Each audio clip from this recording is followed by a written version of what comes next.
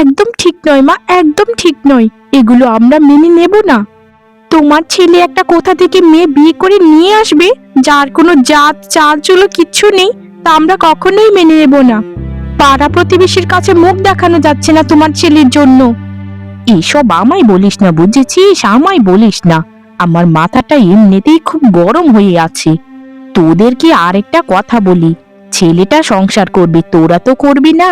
তাই ওর যে মেয়েকে পছন্দ সে মেয়েকে না হয় বিয়ে করে ফেলেছে।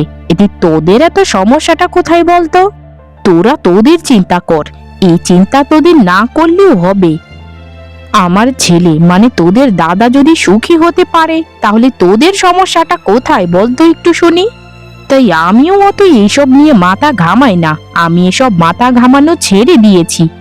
তাই বলি মা, এরকম একটা রূপহীন মেয়েকে আমাদের মেনে নিতে হবে যে আমাদের কোনোদিন সাথে মানাই না? তুমি ভালো মতো ওকে দেখেছো? ছি ছি ছি ছি ছি, গ্রামের মানুষজন তাকে দেখে তো খুব কটু কথা বলছে, আর আমরা তো রাস্তা দিয়ে যেতেই পারছি না। মাকে এসব বলে কোনো লাভ নেই, বুঝেছিস? কোনো লাভ নেই। না হলে মা এরকম অবিচার অনাচার দেখে এইভাবে মুখ বন্ধ করে রাখতো না, কিছু একটা প্রতিবাদ করতো। এই সংসারে চেয়েছিলাম একটা সুন্দরী বৌদি হবে, কিন্তু এরকম একটা কালী বৌদি আমি কোনোদিনই চাইনি। নিজের ঘরে যদি এরকম শত্রু থাকে তাহলে বাইরের মানুষ তো বলবেই। আর তোর বৌদি কালো হোক অথবা ফর্সা, এতে এত সমস্যা কি রে মানুষের? নিজের ঘরে ঠিক করতে পারছি না, আবার বাইরের মানুষকে ঠিক করব।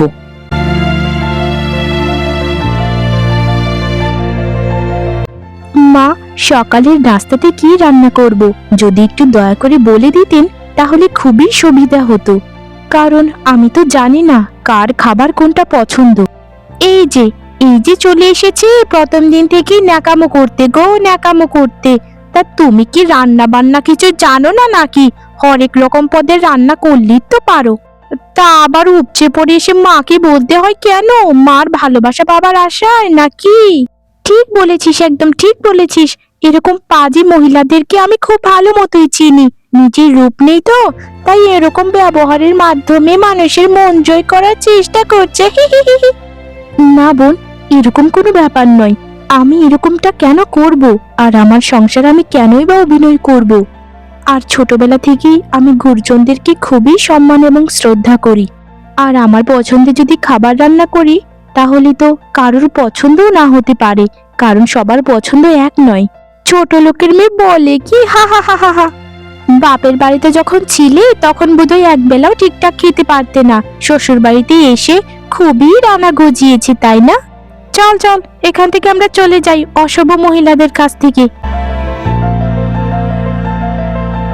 ওদের কথায় কিছু তুমি মনে করো না বৌমা, ওরা ছোট থেকে একটু উগ্র স্বভাবের, মানুষকে একটু আপন করতে খুবই বেশি সময় নেয়। দেখবে আস্তে আস্তে সব কিছু ঠিক হয়ে যাবে বৌমা। তুমি একটু ধৈর্য ধরে ওদের শুধু মন রক্ষা করে চলতে থাকো।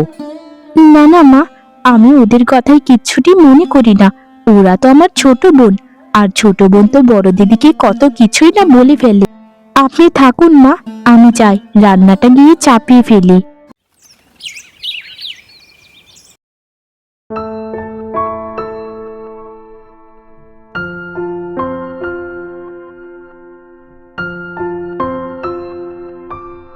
কি রে, তুই অত শত কি চিন্তা করছিস এভাবে গালে হাত দিয়ে? আমায় একটু বল, কার আবার কি ক্ষতি করতে চাইছিস তুই? ক্ষতি না রে, ক্ষতি না, ভাবছি রে ভাবছি কি যে করব। তুই দাদাকে দেখেছিস ঠিক মতো? দাদা যে বউয়ের আঁচল ধরে থাকে সারাদিন, এটা তো দেখে আমার একদম সহ্য হচ্ছে না। কিভাবে যে ওই কালী মেয়েটাকে শাস্তি দেওয়া যায় সেটাই শুধু সারাদিন চিন্তা করে থাকি আমি। তোর কাছে কি কোনো বুদ্ধি আছে? তোর সাথে থেকে থেকে এমনিতেই অনেক বদমাইশ হয়ে যাচ্ছি আমি। আমার কাছে ওরকম কোনো বুদ্ধি নেই। তোর যদি কোনো বুদ্ধি থেকে থাকে তাহলে আমাদেরকে বল। বাদ দে না রে, বৌদির পেছনে ঘুরে ঘুরে তোর শুধু শুধু সময় নষ্ট করে লাভটা কি পাবি? ওকে ওর মতোই থাকতে দে না, আর আমরা আমাদের মতো থাকি। আমাদের যদি পরে ভালো করে বিয়ে না হয়। শোন, তুই যদি আমার সাথে থাকতে না চাস তাহলে দূরে গিয়ে মর। আমার সাথে আর কোনোদিন মিশতে আসবি না। তোর কথাগুলো কখন থেকে শুনছি, খুব একেবারে সত্যবাদী সাবিত্রী হয়ে গেছিস, তাই না? আগে যে কালু কাকার মেয়েকে শাস্তিটা দিলাম সেটা তো তোরই বুদ্ধি ছিল।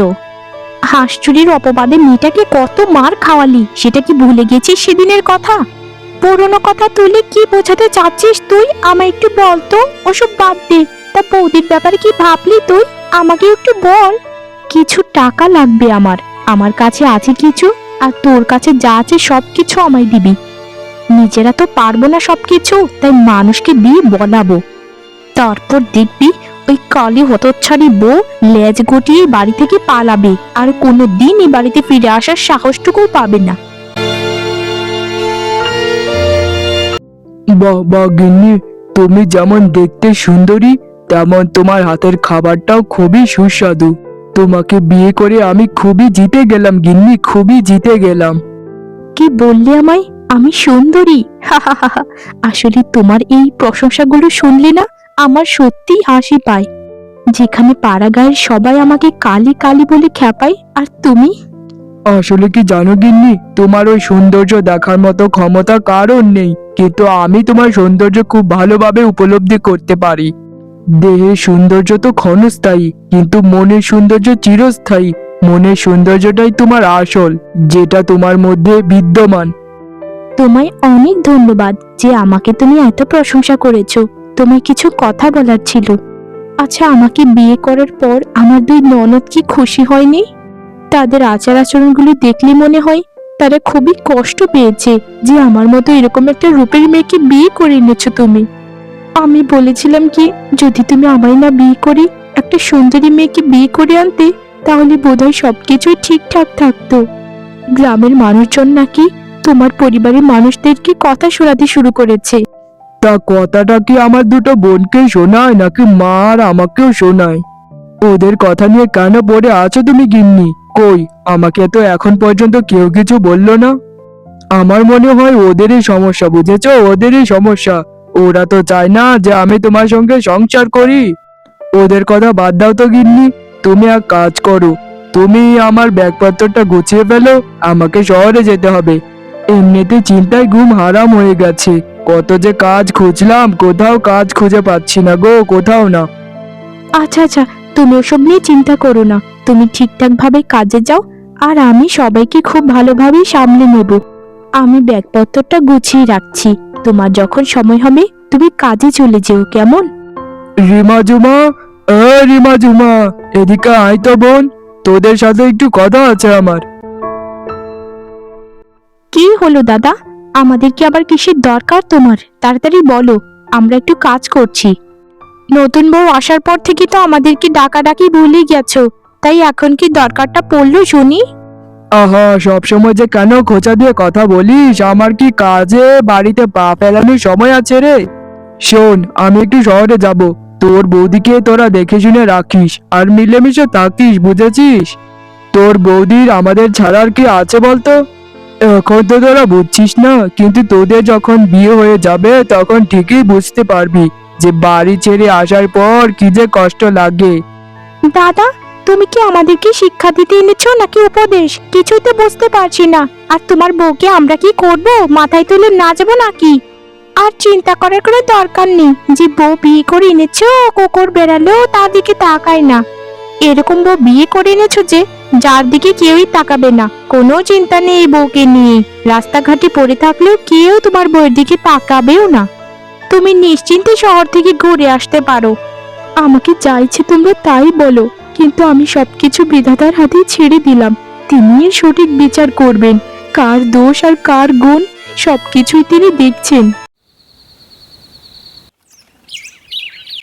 কি গো গ্রামের দুই কোটনি বৌদি, তা তোমাদের কি খবর? তোমাদেরকে তো খুঁজেই পাওয়া যাচ্ছে না। তা আগের মতো কি কূটনীতি রাজনীতি ছেড়ে দিয়েছো নাকি? কত সময় যে তোমাদেরকে কত দরকার হয়েছিল, কিন্তু ঠিক সময় তো খুঁজেই পাই না। শোনো, আমাদেরকে মুখটা একটু সামলিয়ে কথা বলো। আমরা আবার কখন কূটনীতি রাজনীতি করলাম? আমরা তো ভালো বউ। আর আমাদেরকে তোমার কি দরকার সেটা একটু বলো তো শুনি। আর চাঁদ নিজে এলো বামুনের ঘরে, সেটা খুবই আশ্চর্যের ব্যাপার। তাড়াতাড়ি বলে ফেলো, কি বলবে? আমার ঘরে অনেক কাজ আছে। তোমাদের এসব কথা শুনে আমার কোনো কাজ নেই। শোনো, আমাদের একটা কাজ করে দিতে হবে। যে কাজটার বিনিময়ে তোমাদেরকে দুজনকে 500 করে 1000 টাকা দেব। যদি এই কাজটা ঠিক মতো করতে পারো তাহলে তোমাদেরকে আরো কয়টা বকশিশও দেওয়া হবে। করতে চাও নাকি কাজ? কি কাজ সেটা তো আগে বলো। কাজের কথা না শুনলে কিভাবে বুঝবো যে কাজটা করতে পারবো কিনা? শোনো, আমার দাদার বউ আছে না, তাকে দিনে 2বার করে এরকম কথা শুনে আসবে যে যেন সে বাড়ি থেকে চলে যেতে বাধ্য হয়। তোমাদের মনে যা আসবে তাই বলবে, আর শুধু অপমান করবে, অপমান, গায়ের রং নিয়ে অপমান করবে, বংশ নিয়ে অপমান করবে। যদি ঠিকঠাক করতে পারো তো তোমাদেরকে আমি অনেক অনেকগুলো টাকা দেব।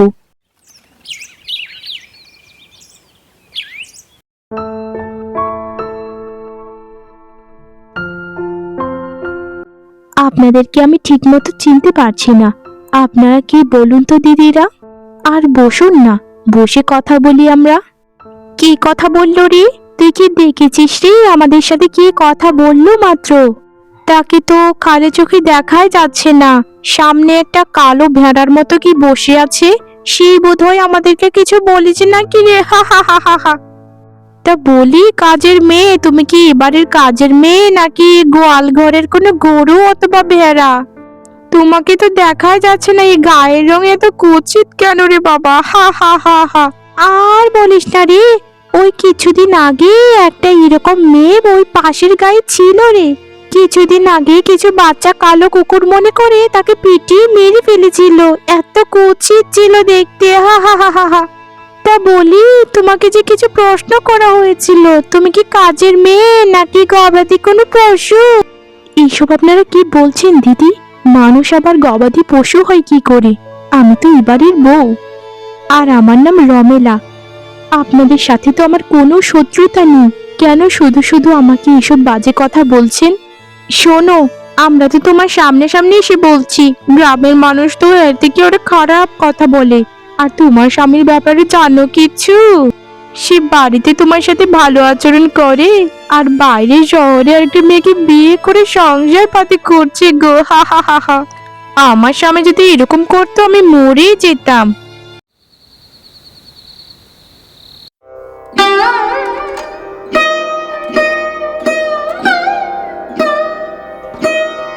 আজ 5টা দিন ধরে আমি যে কত অত্যাচারের মধ্যে রয়েছি সেটা শুধু আমার বিধাতাই জানে। সারাদিন 2 ননদের অত্যাচার, আর বাইরের মানুষ দুবেলা করে আমাকে বাজে কথা বলে যায়। ঘর থেকে ভয়ে বেরোই না, তবু ঘরে এসে আমাকে কটু কথা বলে যায়। আমি কোথায় যাব বিধাতা? আমি কোথায় যাব? আর কেন ওরা আমাকে পাগল বানিয়ে ফেলছে? আমি কি ক্ষতি করেছি তাদের? আর আমার স্বামী নাকি সত্যি শহরে বিয়ে করে ফেলেছে, এটা কি সত্যি? কিন্তু সত্যি না হলেও অবিশ্বাসের মতো তো কিছু নয়। যার ঘরে আমার মতো এরকম একটা কুৎসিত বউ আছে, সে তো বিয়ে করতেই পারে। আমি অপমানায় সহ্য করতে পারছি না, আর সহ্য করতে পারছি না। কাল ভোর হোক, ভোরের দিকে এই বাড়ি থেকে চলে যাব আমি। আর থাকবো না এই বাড়িতে, আর থাকবো না।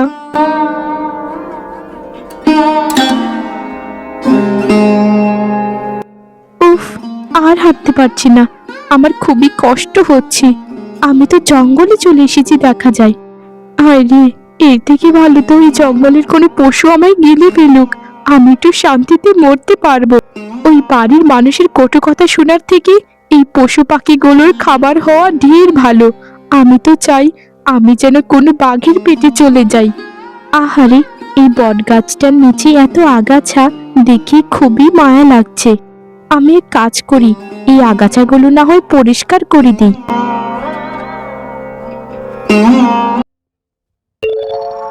কে তুমি দয়ালু মেয়ে?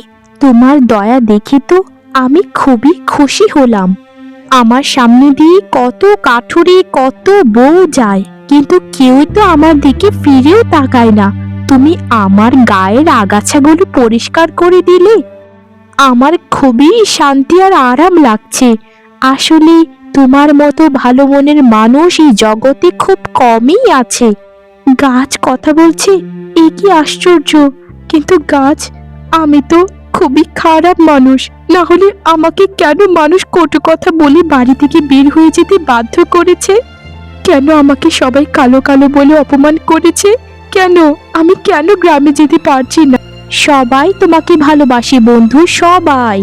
তোমার দুই ননদের ষড়যন্ত্রে এগুলো হয়ে চলেছে। আমি চাই যেন তোমার মনের মতোই তোমার মুখ আর শরীরটাও সুন্দর হয়ে যাক। আরে আরে, এ কি আশ্চর্য গাছ বন্ধু! আমি তো খুবই রূপবতী হয়ে গেলাম। আমি তো নিজেকে দেখে নিজেই চিনতে পারছি না আমি এতটা সুন্দরী কি করে হয়ে গেলাম। তোমায় অনেক ধন্যবাদ গাছ বন্ধু। তোমার এই ঋণ আমি কোনো দিন শোধ করতে পারবো না, কোনো দিন না।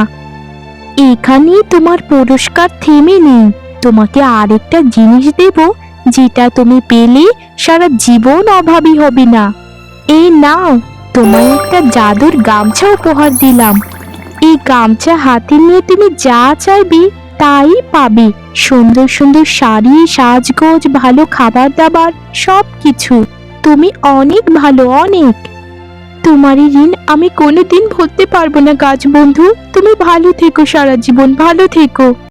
তুমিও ভালো থেকো বন্ধু, তুমিও ভালো থেকো। আরে আরে, এ কি আশ্চর্য! তুমি এত সুন্দরী আর রূপবতী কি করে হয়ে গেলে? আমি তো তোমায় চিনতেই পারছি না। এটা কিভাবে সম্ভব? তাড়াতাড়ি বলো আমায়, তাড়াতাড়ি বলো বলছি। সত্যি তো বৌমা, তুমি তো খুবই সুন্দরী হয়ে গেছো। তুমি তো মনে হচ্ছে পৃথিবীর সব থেকে সুন্দরী নারী হয়ে গেছো। এই সব কিছু হয়েছে ওই গাছ বন্ধুর জন্য। গাছ বন্ধু যদি আমায় সাহায্য না করতো, তাহলে কোনো দিন আমি এরকম হতে পারতাম না। কিসের কাজ বন্ধু? কোন কাজ বন্ধু? তাড়াতাড়ি আমাদেরকে সবটা ঘটনা খুলে বলো বলছি, তাহলে কিন্তু তোমার গর্দান নেব আমরা। তাহলে শোনো।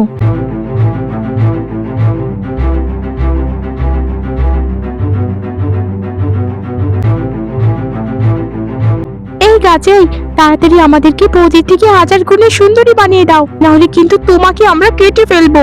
আমরা সাথে করে কোড়াল বটি সবকিছু নিয়ে এসেছি। এইসব কি? এসব আমাদের সাথে কি করলে? আমরা তো কালো কালির মতো হয়ে গেলাম। আমরা তো পরে ছাই হয়ে গেলাম। আমাদের সাথে এরকমটা করো না, করো না এরকমটা।